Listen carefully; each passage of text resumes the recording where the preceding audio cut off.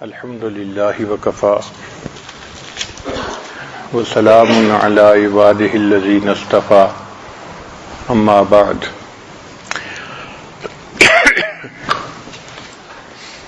ادفن وجودک فی ارض الخمول. خمول کہتے ہیں گمنامی کو. اپنے وجود کو گمنامی کی زمین میں دفن کر دو. فما نبت مما لم یدفن لا یتم نتاجہ. جو دانہ زمین میں دفن نہیں ہو سکتا اس کی نشو و نما مکمل نہیں ہوتی. ایک مشہور شعر ہے، مٹا دے اپنی ہستی کو اگر کچھ مرتبہ چاہے. مٹا دے اپنی ہستی کو اگر کچھ مرتبہ چاہے، کہ دانہ خاک میں مل کر گل و گلزار ہوتا ہے. جب تک دانہ زمین میں اپنے آپ کو مٹائے گا نہیں، اس وقت تک اس کو پھل نہیں لگ سکتا، درخت نہیں بن سکتا. اسی طرح انسان کی بھی یہ کوشش ہونی چاہیے سالک کی، کہ وہ اپنے آپ کو گمنامی کی زمین میں دفن کر دے.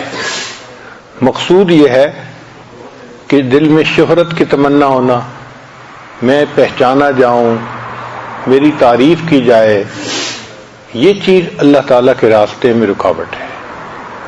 سالک کے اندر یہ چیز نہیں ہونی چاہیے، کیونکہ یہ میں ہے، اور اس تصوف کے راستے میں تو میں کو مٹانا ہوتا ہے. لہذا کوشش یہ ہونی چاہیے کہ کوئی عمل ایسا نہ ہو جس سے کہ اظہار ہو میں پنے کا. ایسے رہے کہ انسان جتنا اپنے آپ کو چھپا سکتا ہے چھپانے کی کوشش کرنی چاہیے. ہمارے اکابر چھپنے کی بجائے چھپنے کو ترجیح دیتے تھے. چھپنے کی بجائے چھپنے کو ترجیح دیتے تھے. آج تو بڑے بڑے اشتہارات اور بینر اور کیا کیا ایڈورٹائزمنٹس ہوتی ہیں. ہاں کرنے والے کر رہے ہیں، مگر دل کی چاہت یہ ہو کہ مجھے نہ پہچانا جائے.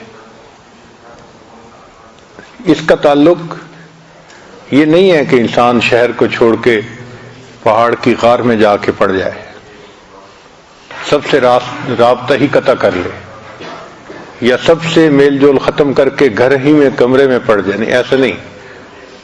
معمول کی زندگی گزارے، مگر دل کی چاہت یہ ہو کہ مجھے تعریف نہیں چاہیے لوگوں سے. اس لیے کہ جیسے ہر چیز کا ایک قیمت ہوتی ہے، تو جس عمل پر لوگوں نے تعریف کر دی تو قیمت ادا ہو گئی، پھر اللہ کے ہاں اس کا کچھ نہیں ہوتا.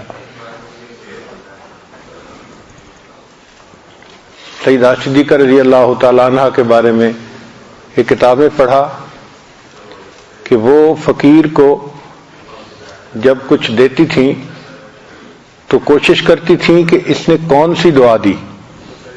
جو دعا وہ دیتا تھا اس کو وہ دعا خود دے دیتی تھی کہ مجھے اس کے بدلے تجھ سے دعا کی بھی توقع نہیں، میں اللہ سے اجر کی توقع رکھتی ہوں. جو دعا دیتی تھی وہ اس کو دعا خود دے دیتی تھی کہ تمہاری دعا کے بدلے میری دعا، اجر میرا اللہ کے پاس ہے. تو اللہ سے ہی توقع رہے ہر چیز کی. ایک مرتبہ ایک انجینئر تھے، ان پر کچھ غربت کے حالات تھے، ضروریات زیادہ تھیں، تو وہ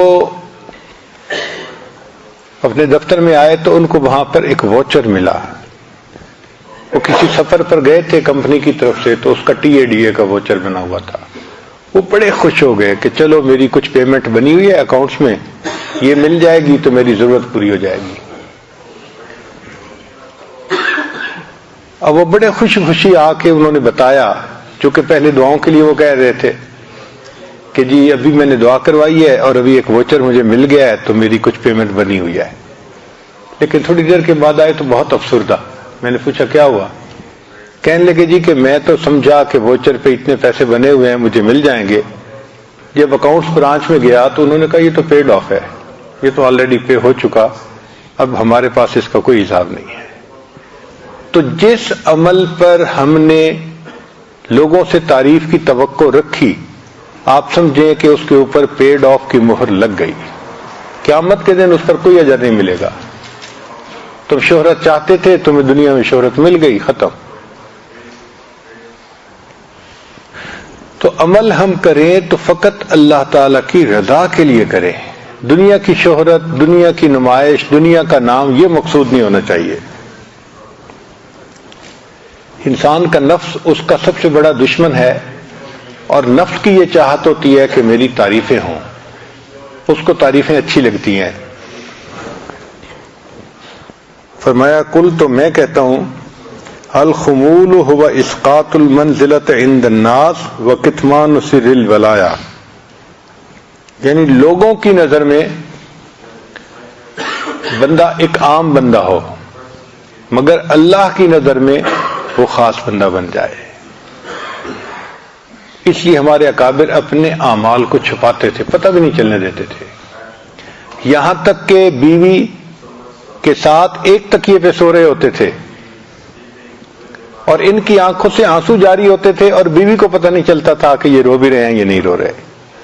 رونے میں بھی اتنا اخفا سے کام لیتے تھے کہ ایک تکیے پہ سر رکھ کے سو رہے ہیں, اور آنکھوں سے آنسو آتے تھے, اور بیوی کو پتہ نہیں چلتا تھا کہ میرا خاوند رو رہا ہے یہ نہیں رو رہا. اتنا اپنے اعمال کو چھپاتے تھے کہ کسی کو پتہ ہی نہ چلے. تو یہ گمنامی اللہ تعالیٰ کو بہت پسند ہے. جو گمنامی کو پسند کرتا ہے اللہ تعالیٰ اس بندے کو پسند فرماتے ہیں. قال بعض الحکماء, بعض حکماء نے کہا ہے, الخمول نعمت والنفس تاباہ, خمول گمنامی ایک نعمت ہے, اور نفس اس کا انکار کرتا ہے, ابا سے ہے تاباہ. والظہور نقمت, اور شہرت یہ ایک عذاب ہے. والنفس تہواہ, اور نفس کو اس کی خواہش ہوتی ہے کہ ہاں میری شہرت ہونی چاہیے.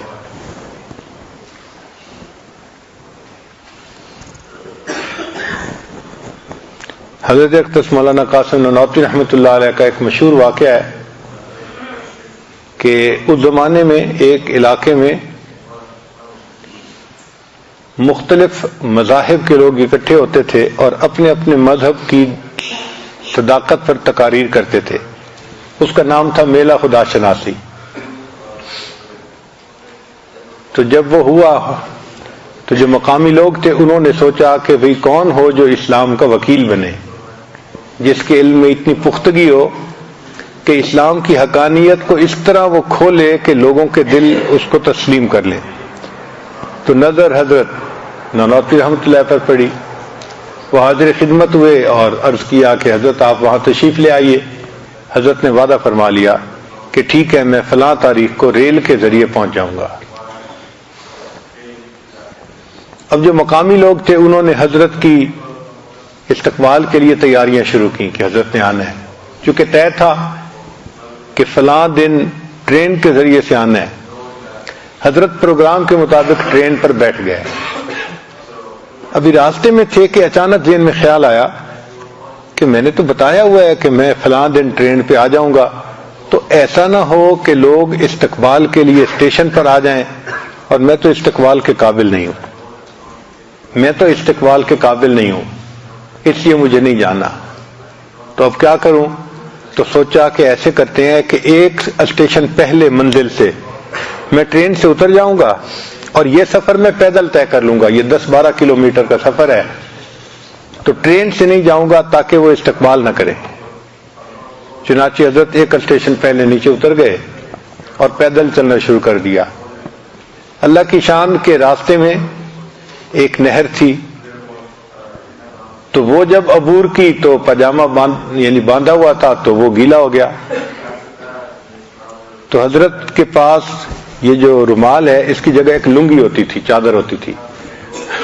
حضرت نے وہ چادر باندھ لی اور اپنے پاجامے کو پھیلا دیا دھوپ پر کہ خشک ہو جائے. پھر خیال آیا کہ بھائی وقت کیوں ضائع کر رہا ہوں، پاجامہ خشک ہوتا رہے گا. چنانچہ جو لاٹھی تھی نا اس لاٹھی کو کندھے پہ رکھا اور پیچھے اس لاٹھی کے اوپر پاجامہ لٹکا دیا اور چل پڑے. نہ کوئی خادم ہے نہ کوئی اور رفیق سفر ہے، یہ اسلام کا سفیر اس مسکنت کے ساتھ سفر کر رہا ہے اللہ کے یہاں. شہر پہنچے تو سوچا کہ بھائی میں کسی سرائے کے اندر کسی موٹل کے اندر کمرہ لے کے تو آرام کرتا ہوں. تو ایک جگہ آپ نے کمرہ لیا اور کمرے میں جا کے آرام کرنے لگے کہ جب فنکشن ہوگا تو میں اس میں پہنچ جاؤں گا. اب دوسری سائیڈ کی بات سنیے کہ جو شہر کے علماء تھے وہ تو سارے کے سارے اسٹیشن پر تھے، ایک مجمع تھا، جمع غفیر تھا.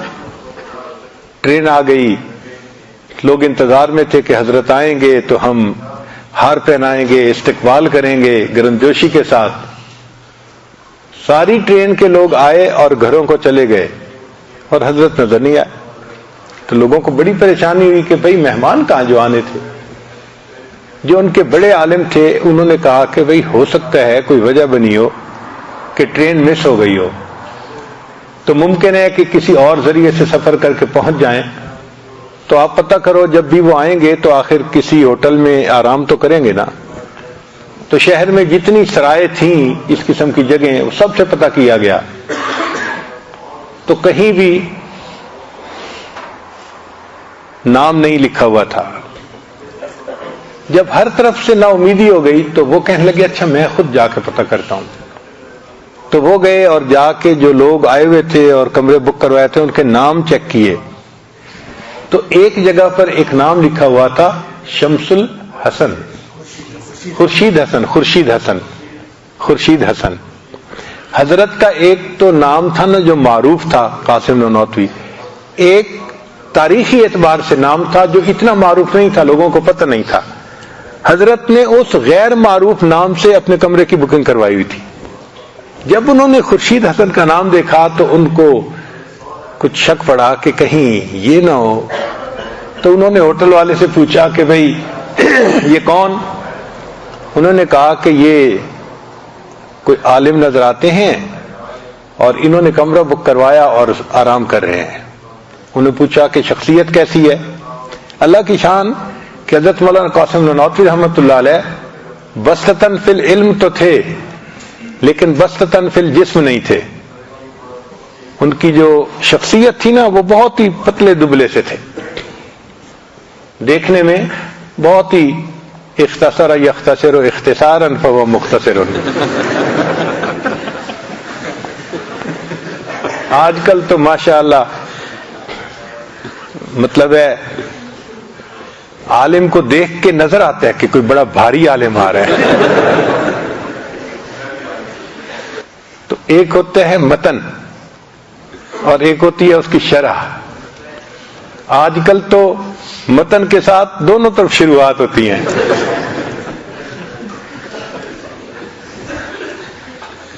مگر حضرت وہ متن کی مانندی تھے، بس مختصر تھی شخصیت تھی. تو جب ان کو اندازہ ہوا کہ بھئی بتانے والا بھی یہی بتا رہا ہے تو وہ میزبان صاحب آئے اور انہوں نے آ کے دروازہ کھٹکھٹایا. تو حضرت نے دروازہ کھولا تو میزبان نے کہا کہ حضرت ہم تو اسٹیشن پہ آپ کا انتظار کر رہے تھے، اتنے لوگ تھے آپ کے انتظار میں استقبال کے لیے. تو حضرت نے فرمایا کہ میں اسی لیے تو اسٹیشن پہ آیا نہیں کہ آپ لوگ استقبال کر رہے تھے، اور میں اسٹیشن سے اتر گیا اور آ کے میں نے یہ کمرہ بک کروا لیا اور میں یہاں پہنچ گیا. اس کے بعد حضرت نے ایک عجیب جملہ کہا جو سونے کی سیاہی سے لکھنے کے قابل ہے. فرمایا چند الفاظ پڑھ لیے تھے دنیا پہچان گئی، ورنہ تو قاسم اپنے آپ کو ایسے مٹاتا کہ کسی کو پتہ ہی نہ چلتا. چند الفاظ پڑھ لیے تھے دنیا پہچان گئی، ورنہ تو قاسم اپنے آپ کو ایسے مٹاتا کہ کسی کو پتہ ہی نہ چلتا.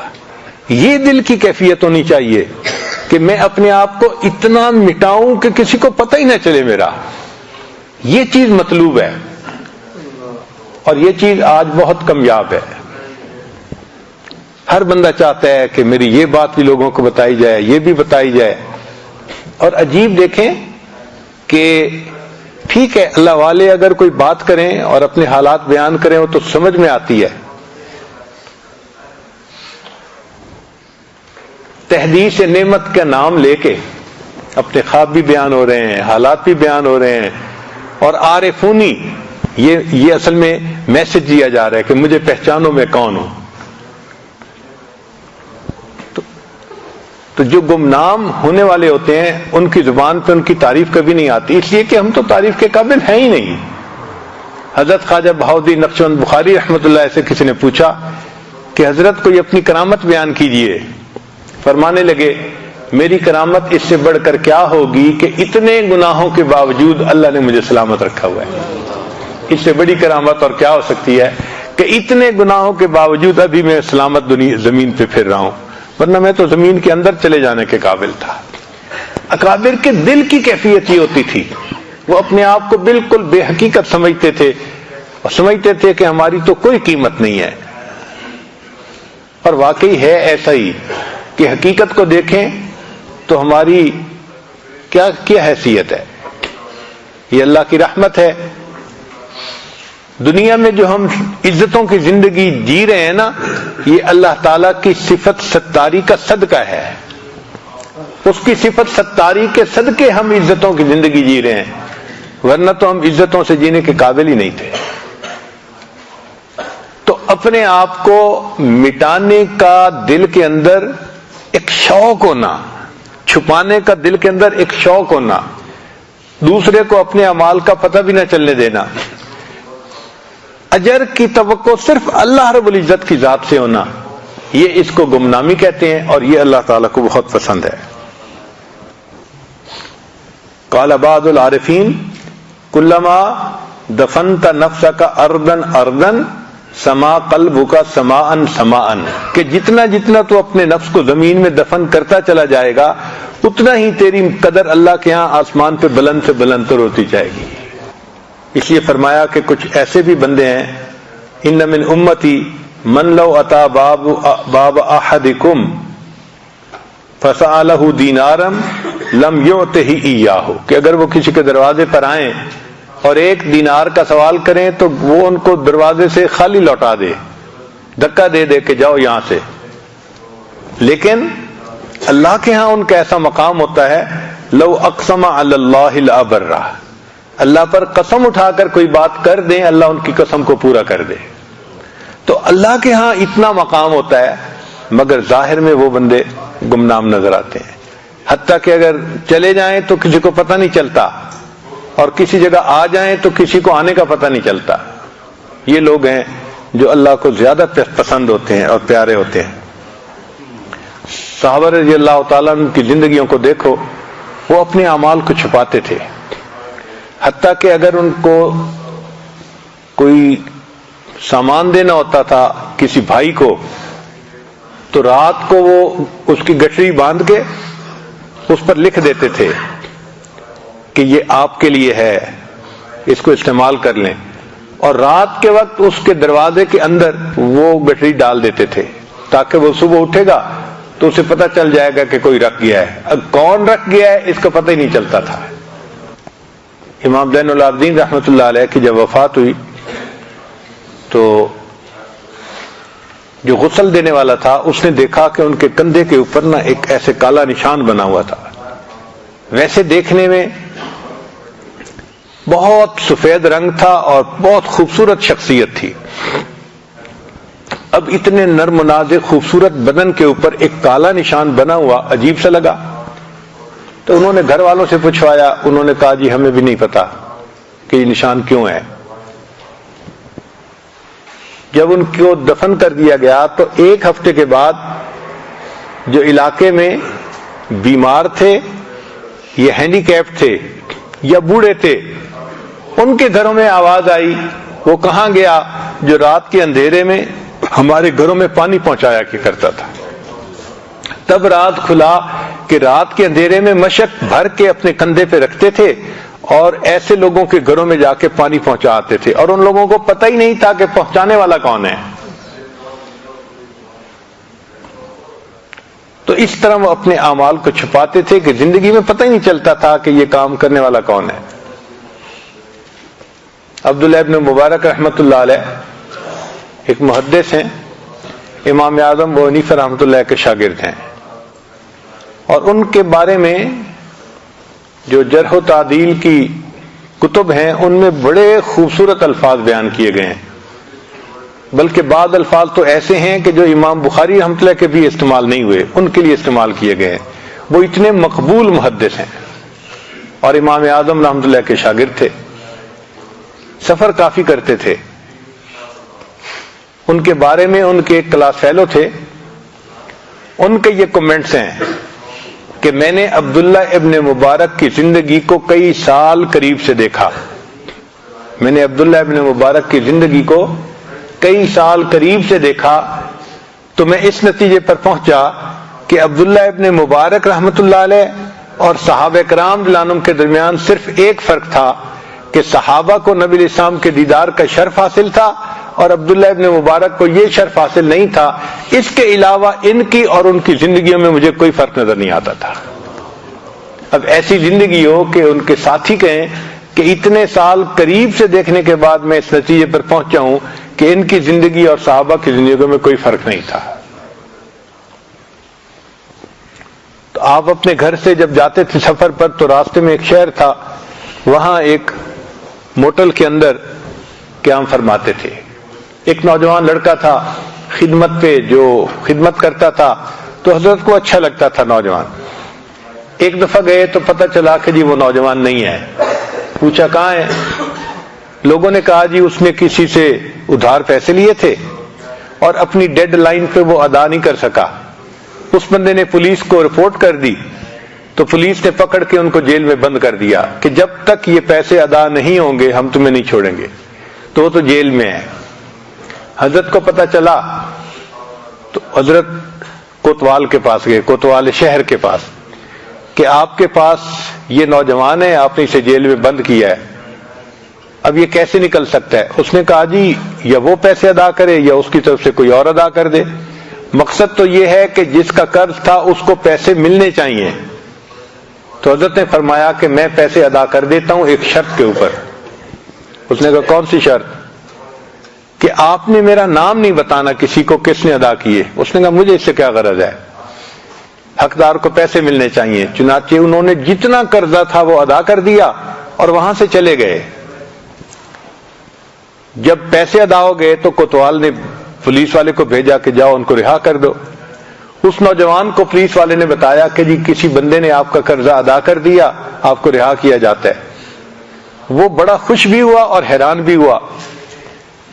پھر اگلے سفر پر جب حضرت تشریف لے گئے تو اسی ہوٹل میں ٹھہرے. اس نوجوان نے آپ کو قصہ سنایا کہ جی میرے آپ سے ملاقات ہو نہیں سکی کافی عرصے، میرے ساتھ تو یہ معاملہ بن گیا تھا اور کسی اللہ کے بندے نے میرا قرضہ ادا کر دیا اور پھر میں چھوٹ گیا. حضرت نے یہ قصہ سنا، خاموشی اختیار کی، زندگی بھر آتے جاتے رہے، پوری زندگی اس کو نہیں بتایا کہ وہ قرضہ ادا کرنے والا میں تھا. جب وفات ہوئی تو کوتوال نے اس نوجوان کو بتایا کہ تمہارا قرضہ تو عبداللہ ابن مبارک نے ادا کیا تھا. یعنی عبادت بھی کرنا اور دوسرے کو پتہ بھی نہ چلنے دینا، یہ چیز انسان کی نیکی کے اجر کو بڑھا دیتی ہے. ایسا عمل اللہ تعالیٰ کو بہت پسند آتا ہے. چنانچہ سیدنا عمر بن خطاب جانو ایک مرتبہ ابوبکر صدیق لانو کو ملنے کے لیے آئے. یہ خلافت صدیقی کا وقت ہے. تو دیکھا کہ وہاں پر ایک لسٹ بنی ہوئی ہے کہ شہر کے اندر جو معذور لوگ ہیں، یہ بہت بوڑھے لوگ ہیں، سینئر سٹیزن جن کو کہا جاتا ہے، وہ کون کون ہے اور ان کی خدمت کس کس نے اپنے ذمہ لی ہوئی ہے. صحابہ رضوان اپنے بدن کو دوسرے بندوں کی خدمت میں استعمال کرنا، اس کو بدن کی زکوٰۃ سمجھا کرتے تھے کہ جیسے مال کی زکوٰۃ ہمارے اوپر فرض ہے، جسم صحت مند اللہ نے دیا، اس کی زکوٰۃ بھی فرض ہے. اور جسم کی زکوٰۃ یہ ہے کہ ہم اللہ کے لیے کسی کی خدمت کریں، آج تو بیٹا باپ کی خدمت نہیں کرتا، اس زمانے میں دوسروں کی خدمت کرنا بھی ضروری سمجھا جاتا تھا۔ چنانچہ عمر رضی اللہ عنہ نے لسٹ دیکھی تو نام لکھا ہوا تھا، ایڈریس لکھا ہوا تھا، اور جو خدمت کرتا تھا ان کا نام لکھا ہوا تھا۔ ایک جگہ ایک بڑھیا کا نام لکھا ہوا تھا، ایڈریس بھی لکھا ہوا تھا، لیکن آگے جگہ خالی تھی۔ عمر رضی اللہ عنہ نے نیت کر لی کہ اس بڑھیا کے جو کام ہے وہ میں کروں گا۔ چنانچہ اگلے دن فجر کی نماز پڑھی اور بڑھیا کے دروازے پر پہنچے، دروازہ کھٹکھٹایا، اماں آپ کی خدمت کے لیے میں آ گیا ہوں۔ اس نے کہا بھئی کوئی بندہ خدمت کرنے کے لیے آتا ہے اور وہ کام کر کے چلا جاتا ہے۔ اچھا خدمت کیا ہوتی تھی اس زمانے میں کہ پانی ہر گھر میں نہیں ہوتا تھا، باہر کنویں سے چشمے سے بھر کے پہنچانا پڑتا تھا، تو ایک کام تو یہ کرنا ہوتا تھا، اور دوسرا گھر کے اندر برتن دھو دینا، گھر کی صفائی کر دینا، یہ خدمت ہوا کرتی تھی۔ بوڑھے معذور بندے کو اس میں ہیلپ چاہیے ہوتی تھی، تو کوئی آتا ہے اور خدمت کر کے چلا جاتا ہے۔ پوچھا کہ اس کا نام کیا ہے؟ بھائی نہ نام میں نے کبھی پوچھا نہ اس نے کبھی بتایا۔ اچھا جی اس کی قد و قامت کیسی ہے، شکل و صورت کیسی ہے؟ اس نے کہا بھئی وہ آتا ہے تو مجھے ایک دروازہ کھٹکھٹا کے کہہ دیتا ہے پردہ کر لے، میں خدمت کے لیے آیا ہوں۔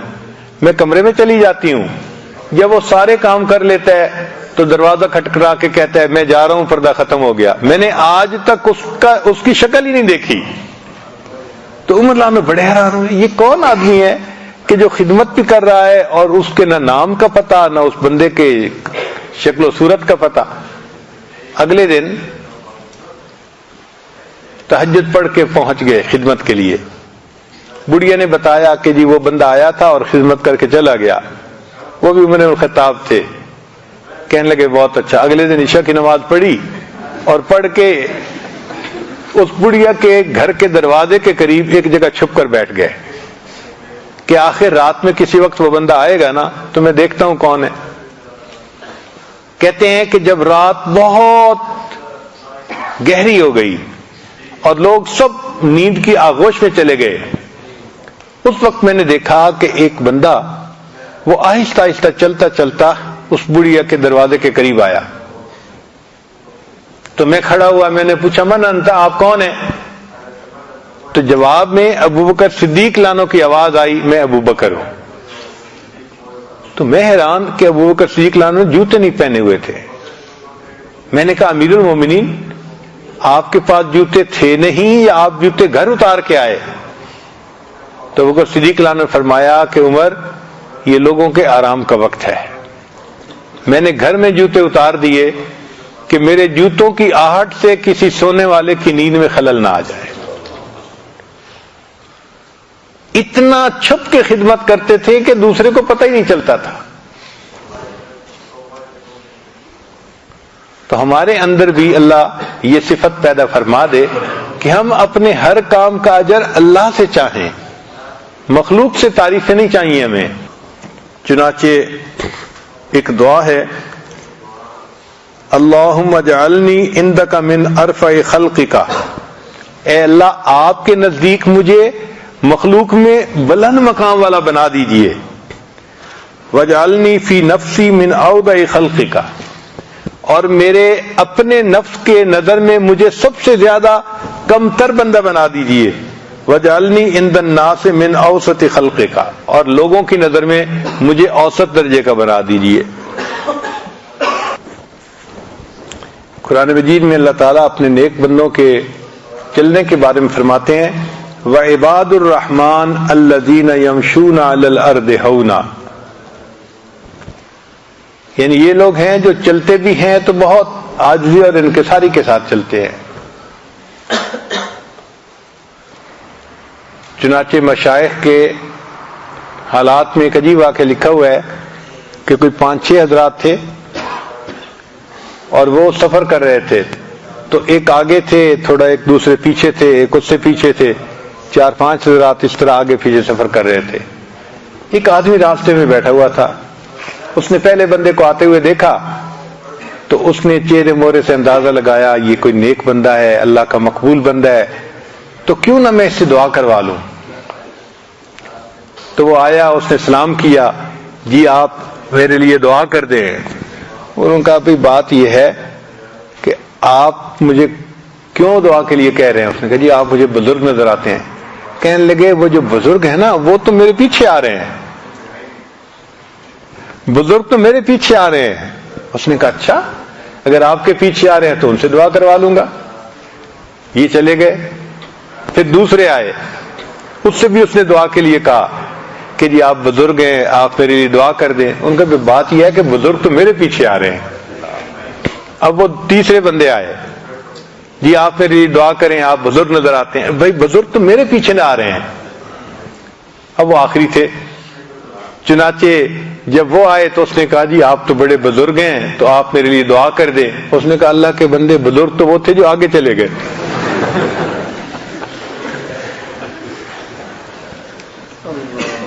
یہ ان کی ترتیب ہوتی تھی, اپنے آپ کو وہ ظاہر نہیں ہونے دیتے تھے. اللہ تعالی ہمیں بھی ایسی ہی گمنامی کے ساتھ زندگی گزارنے کی توفیق عطا فرمائے اور ہمیں اپنی نظر میں اللہ عزت کا مقام عطا فرما دے. نبی علیہ السلام نے ارشاد فرمایا طوبی لمن تواضع فی غیر من قسط, مبارک ہو اس بندے کو جو تواضع اختیار کرے, یعنی گمنامی کی زندگی تواضع اختیار کرے. عیسیٰ علیہ السلام فرماتے تھے طوبی للمتواضعین فی الدنیا ہم اصحاب المنائر یوم القیامہ, قیامت کے دن یہ مینارے والے ہوں گے, یا اگر منابر لفظ ہے تو ممبر والے ہوں گے قیامت کے دن جو لوگ دنیا کے اندر تواضع کی زندگی گزارتے ہیں. حضرت خواجہ بہاؤالدین نقشبند بخاری رحمۃ اللہ علیہ, ان پر اللہ تعالیٰ نے جو سلسلے کی نسبت کو کھولا تو اس کی پتہ وجہ کیا تھی؟ بنیادی وجہ یہ تھی کہ انہوں نے ایک خارش زدہ کتے کو دیکھا, بھوکا پیاسا تھا, تو وہ شہر میں مزدوری کرتے تھے اور جو کچھ ملتا تھا کچھ حصہ اپنے گھر والوں کو دیتے تھے اور باقی حصے سے کچھ کھانا خرید کے اس کتے کو کھلایا کرتے تھے اور اس کا علاج کروایا کرتے تھے. کچھ دن اس کتے کو اپنے ہاتھ سے جو کھانا کھلاتے رہے, جب وہ صحت مند ہوا اس کی وجہ سے اللہ نے ان پر انعام فرما دیا, ان کو نسبت کا نور عطا کر دیا. ایک خارش زدہ کتے کی خدمت کرنے پر اللہ نے ان کو نسبت کے نور عطا فرمایا. آپ سوچئے کیا ہم اللہ کے بندوں کی خدمت کر سکتے ہیں؟ ہمیں تو اس کی بھی توفیق نہیں ہوتی.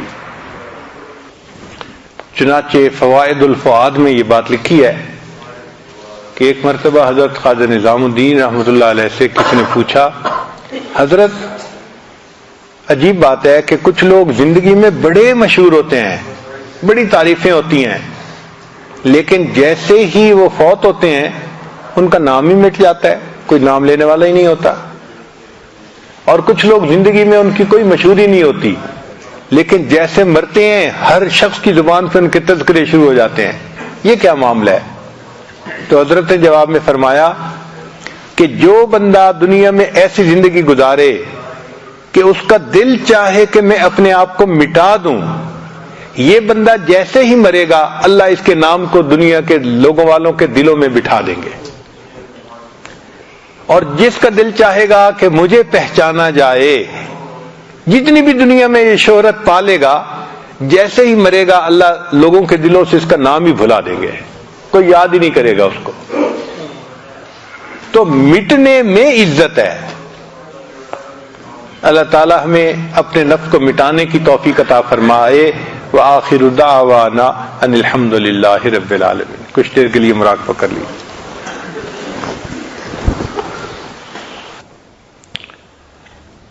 لا الہ الا اللہ محمد رسول اللہ. اللهم صل على سيدنا محمد وعلى آل سيدنا محمد وبارك وسلم. لا أحصي ثناء عليك كما أثنيت على نفسك رب اغفر وارحم وأنت خير الراحمين. لا إله إلا الله الحليم الكريم. سبحان رب العرش العظيم والحمد لله رب العالمين. نسألك موجبات رحمتك وعزائم مغفرتك والغنيمة من كل بر والسلامة من كل إثم لا تدع لنا ذنبا إلا غفرته ولا هما إلا فرجته ولا حاجة هي لك رضا إلا قضيتها يا أرحم الراحمين يا أرحم الراحمين. اللهم باعد بيننا وبين خطايانا كما باعدت بين المشرق والمغرب رب اغفر وارحم وأنت خير الراحمين. یا اللہ ظاہر میں آپ کے بندے حقیقت میں نہایت گندے، اللہ ہمارے دلوں کی گندگی کو دور فرما، ہمیں اپنی بندگی کا سلیقہ عطا فرما، شرمندگی والے کاموں سے ہماری حفاظت فرما، برے دن سے، بری بات سے، بری رات سے، برے انجام سے ہماری حفاظت فرما، سوء خاتمہ سے ہماری حفاظت فرما. پیارے رب حرام روزی کے اس لقمے سے ہماری حفاظت فرما جس کے پیٹ میں جانے سے عبادت کی لذت چھن جاتی ہے، سجدوں کی سرور چھن جاتا ہے. رب کریم وہ قابل مشائخ جن کے گرم گرم آنسو اور سرد سرد آہیں اس امت کے لیے ہوا کرتی تھی، ایک ایک کر کے دنیا سے اٹھتے جا رہے ہیں. رب کریم رحمت کا معاملہ فرما دیجیے. جو قابل مشائخ دنیا میں بچے ہیں اللہ کے قدردانی کی توفیق عطا فرمائیے، ان کی مجالس کی قدردانی کی توفیق عطا فرمائیے، ان کی گفتگو کی قدردانی کی توفیق عطا فرمائیے. مہربانی کا معاملہ فرما دیجیے. اللہ جی ترس کھا لیجیے، اللہ جی امت پہ ترس کھا لیجیے، اللہ جی معاف کر دیجیے. رب کریم معاف کر دیجیے. پیارے اللہ معاف کر دیجیے. نصف حصہ رات پہ گزر چکا ہے، تہجد گزار لوگ تہجد میں سجے ہوئے ہیں، وہ نمازوں میں کھڑے ہوئے ہیں. پیارے اللہ آپ کی مناجات میں لگے ہوئے ہیں. پیارے اللہ ہم نے بھی اس وقت دامن پسارا ہے کہ اللہ ہم نے بھی اس وقت ہاتھوں کا پیالہ بنا کر بھیک مانگنا شروع کیا. رب کریم اس مشابہت کو قبول فرما لیجیے، معاف کر دیجیے. اللہ حقیقت تواضع نصیب فرما دیجیے. رب کریم حقیقت تواضع عطا فرما دیجیے. اللہ گمنامی کی زندگی عطا فرما دیجیے. اللہ شہرت کے ناپاک جذبے سے ہم سب کی حفاظت فرما دیجیے. ہر طرح کی شہرت سے اللہ ہماری حفاظت فرما دیجیے. رب کریم مہربانی کا معاملہ فرما.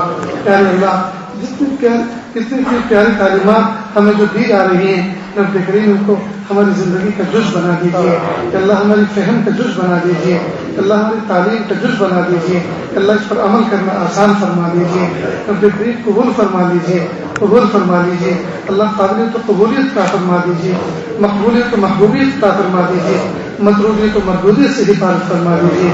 اللہ جتنی خیریں اور بھلائیاں حبیب پاک صلی اللہ علیہ وسلم نے آپ سے مانگی ہیں اللہ جی ہم ان کا آپ سے سوال کرتے ہیں، ہم بھی عطا فرما دیجیے.